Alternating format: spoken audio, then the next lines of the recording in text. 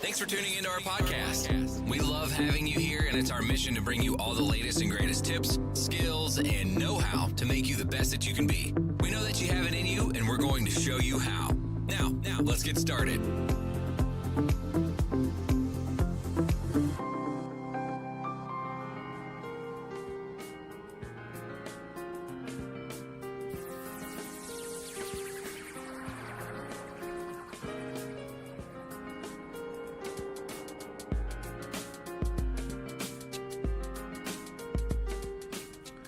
Well, hi again, everybody. My name is Jim Burns, and welcome back to Anti-Bullying 101. These podcasts are designed to inform everyone, make everyone understand, and help them realize the dangers of bullying and why we have to take a comprehensive approach when we deal with this problem. This problem has been facing us in our communities, schools, and classrooms, homes for over 20 years. And I believe that I have this passion where I just want to communicate ways where we could take a comprehensive approach and help people solve the problem and deal with the problem. And I'd just like to see it go away if I could.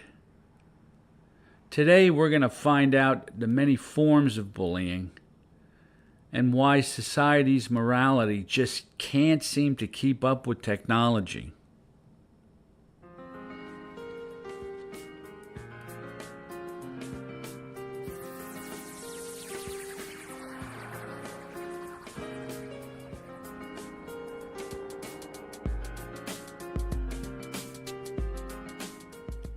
A student is accused of posing as a girl on Facebook, tricking at least 31 male classmates into sending him naked photos of themselves and then blackmailing some of them for sex acts.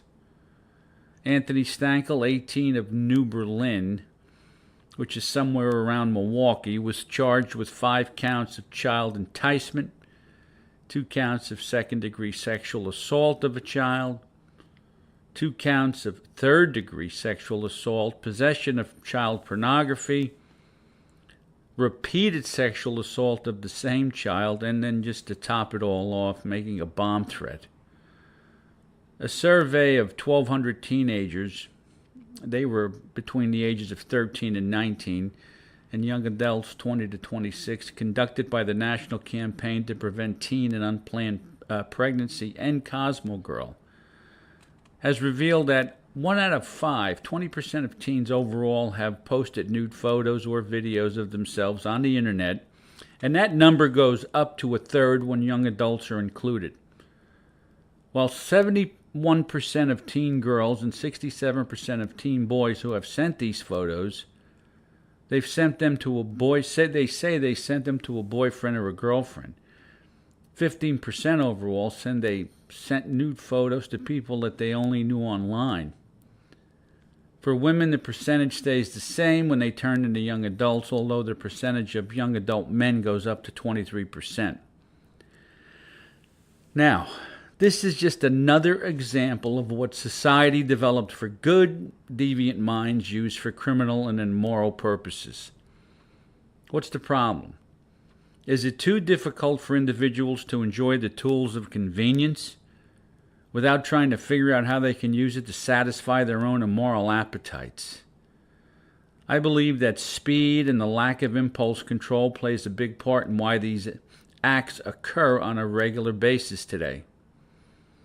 The speed of text messaging and sending emails and pictures from a cell phone, combined with just poor impulse control on the part of deviant individuals, creates an environment where people can say and send anything they want to another person.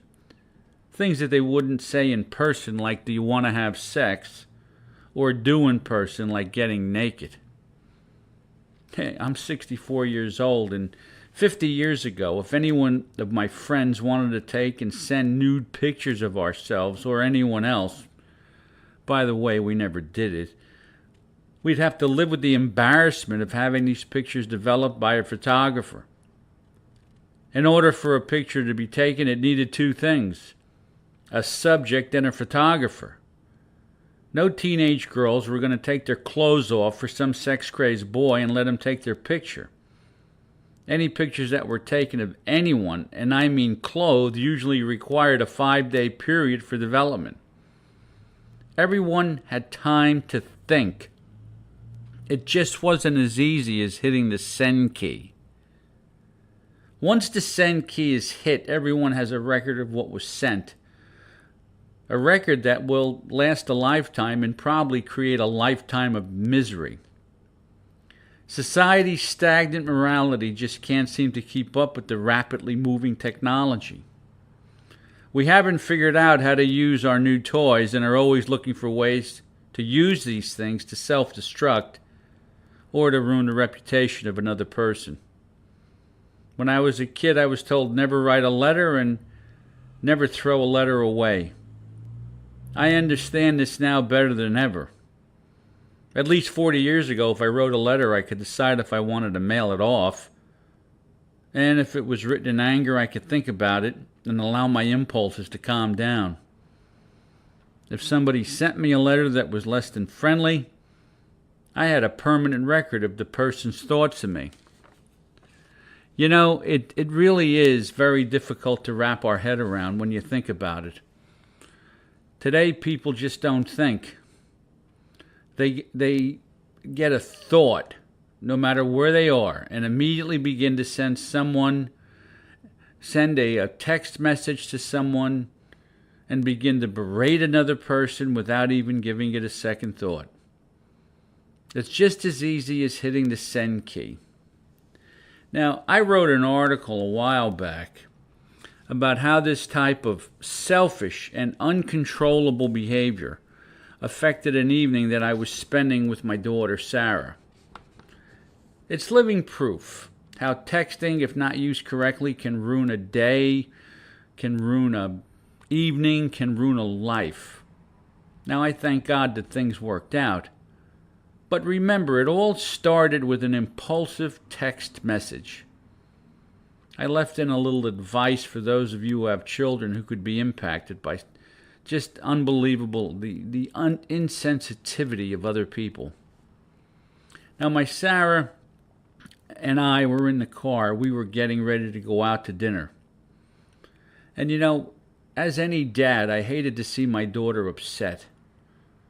And I don't mean mildly upset. I mean, that just goes with being a teenager, but upset to the point of tears. This happened to me one night when my daughter was 17. She received a text message from one of her friends. The message said that the girls wanted to talk to her about something. Sarah couldn't get in touch with the girl that sent the message, so she called another one of the girls in this group. She had been friends with these girls, for the last 2 years. There were 4 of them. These girls did everything together. Hang out mostly, as Sarah said, but they went to parties, they studied together, they drove to school together, and occasionally they got in trouble together. When she called one of the girls up, the girl told Sarah that all 4 girls were upset with her because they were starting to view her as being selfish and annoying. My daughter was blindsided by the information and really didn't know what to say. By the way, she didn't even know what they were talking about. And that's another problem that teenagers have. They don't communicate something to the person who they're having trouble with. They talk to other people, and in a roundabout way, it gets back to the individual. And I continue to say this, we have to teach our kids to have productive conflicts if we want them to survive in this world that is just loaded with technology and where they can just send things to people, sometimes anonymously. I asked her if she thought the information was true, and she told me no. And I then asked her if she thought she might have a couple of blind spots that the girls were possibly seeing in her that she didn't see in herself. She said no.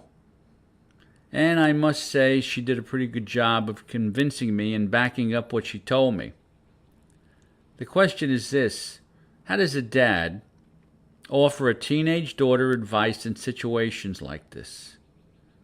I'm no expert, but I believe I did okay, based on the outcome I did. Teenage girls always seem to be connected to some group outside their family. Boys like the connection as well, but boys connect usually with some type of sports team or club.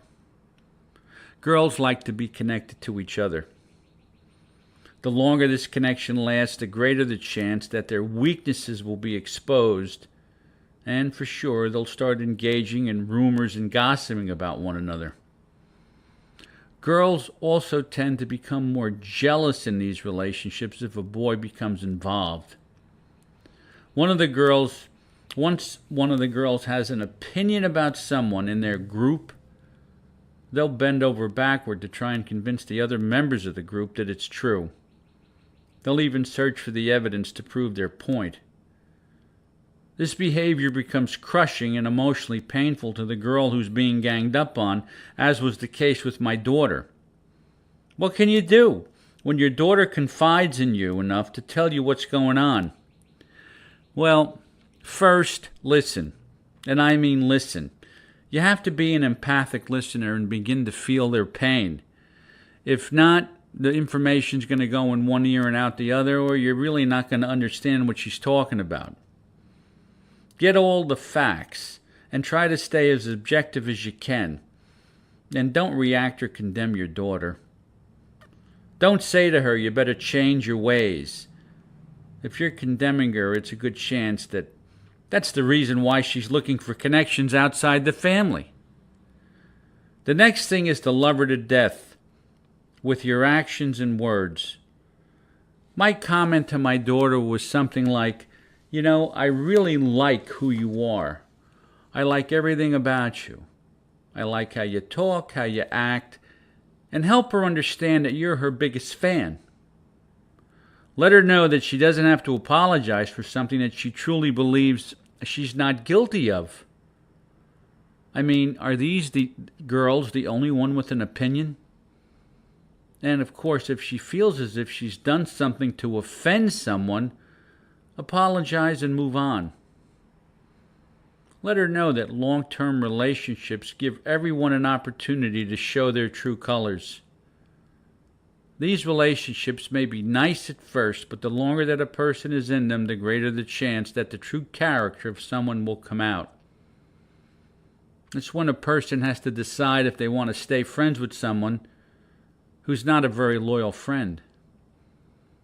Tell your daughter to stand tall, hold her head up, and don't let them see you cry, and that you will be there for her and help her do all of the things that you just mentioned.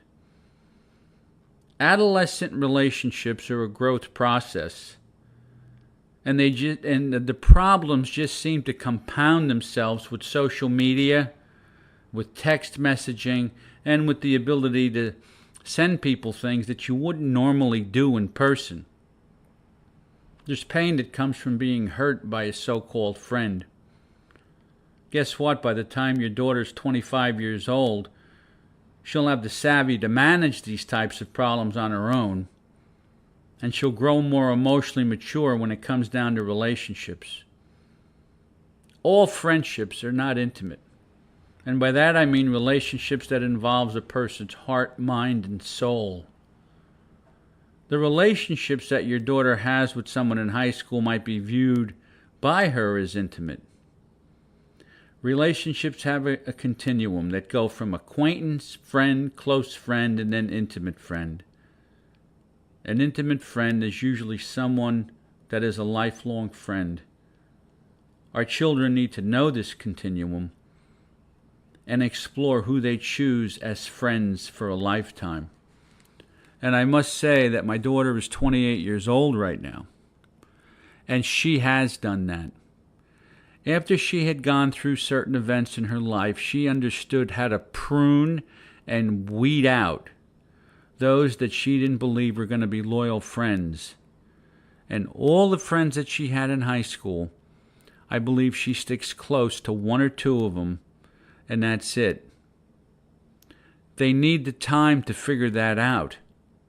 Kids need the time. Guys and girls need the time to figure that out. They may get hurt by a friendship. They may get hurt by a relationship. They have to begin to experience that pain in order for them to understand what to do with that pain as they get older. I've often said it really is nice when someone gets into a relationship. My point is, do they really understand how to get out of a relationship? My name is Jim Burns. You've been listening to Anti-Bullying 101, and I thank you for listening. Please do take the time and go to the website, www.bullyproofclassroom.com. You'll find a wealth of information there, including ways to take online courses, and there's wonderful products there that you can take a look at. Once again, my name is Jim Burns, and this has been Anti-Bullying 101.